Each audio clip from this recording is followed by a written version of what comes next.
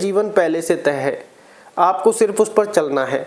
लेकिन उस कहे कि प्रारब्ध कर्म का भोग भोगने से पहले जो आपकी बुद्धि है वो काम कर रही होती है, तो वहां पर आपको क्रियमाण कर्म करना, इन द सेंस कर्म करना है, जो भी आप कर्म करते हैं।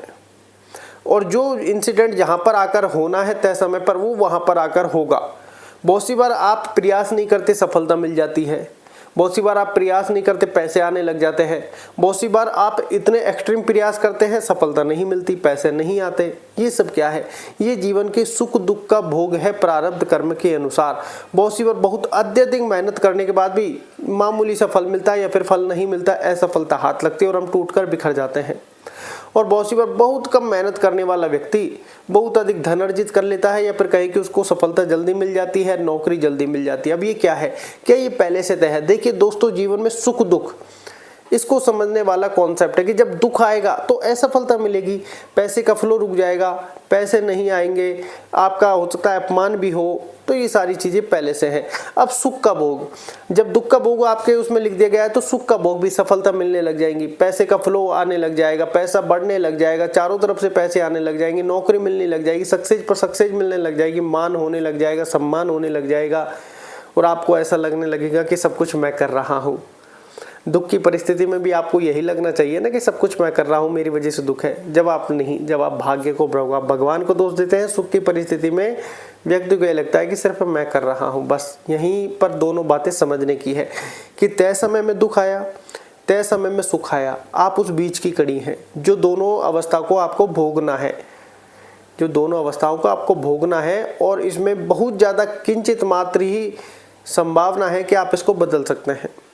वैसे बड़े बड़े ज्ञानी लोग कहते हैं कि आप अपनी बुद्धि के अनुसार इनको बदल सकते हैं, लेकिन ये दोनों कॉन्सेप्ट माया के हैं, और माया भी इतनी प्रभावशाली है प्रभु की कि आप इन दोनों को नहीं बदल सकते। जो भोग आपके प्रारब्ध कर्म में लिख दिए गए हैं उनको भोगना निश्चित है, लेकिन आप मेडिटेशन, ध्यान के माध्यम से, प्रभु का स्मरण के माध्यम से की जो आवृत्ति है, फ्रीक्वेंसी है, उसको कम डाउन कर सकते हैं, उसको कम ज़्यादा कर सकते हैं। उससे होगा क्या?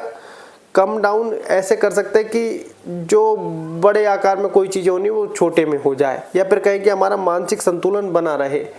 लेकिन आज आपको करना क्या है?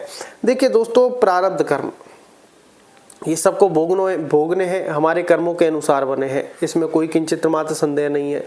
अब बात यहाँ पर समझने वाली बात यह है कि जब जीवन पहले से तय है, आज हम जो कर रहे हैं सफलता प्रारब्ध के हिसाब से मिलनी है, ये हमारे हाथ में नहीं है।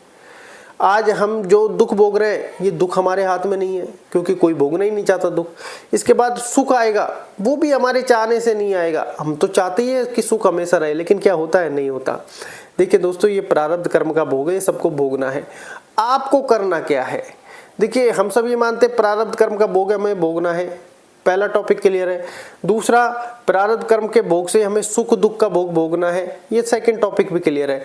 तीसरा, प्रारब्ध कर्म के अनुसार ही हमें सफलता मिलनी है, धन मिलना है। तो फिर टेंशन हम किस बात की लेकर बैठे हैं कि आज जो काम कर रहे हैं हमें सफलता नहीं मिल रही? अगर आपके प्रारब्ध कर्म में सफलता और पैसे नहीं है तो नहीं मिलेंगे, तो उसके प्रति टेंशन लेने की आवश्यकता क्या है? हम टेंशन ले रहे हैं हमारे मानसिक स्तर पर कि यार ये हो गया तो क्या होगा, वो हो गया तो क्या होगा, जबकि हम ये जानते हैं जो प्री डिसाइडेड है आपके सामने कंडीशन, वो होकर रहेगा।